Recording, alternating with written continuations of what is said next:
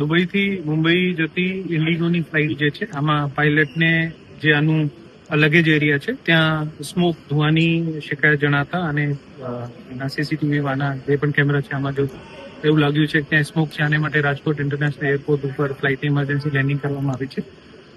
માનનીય મુખ્યમંત્રીશ્રીનો સ્પષ્ટ નિર્દેશ હતો કે પેસેન્જર્સને કોઈ પણ તકલીફ ના પડે આને માટે તંત્ર દ્વારા તમામ પગલાં લેવામાં આવે.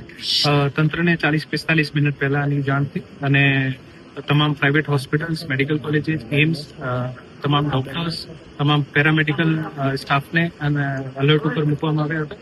70 થી વધુ એમ્બ્યુલન્સીસને એરપોર્ટ માટે રવાના કરવામાં આવે, ફાયર ટેન્ડર પણ રવાના કરવામાં આવે. ફ્લાઇટ અહીંયા સદનસીબે લેન્ડ થઈ છે અને ફ્લાઇટમાં અત્યારે વિઝિબલી કોઈ પણ ફાયરનો બનાવ બન્યો હોય એ જણાતું નથી.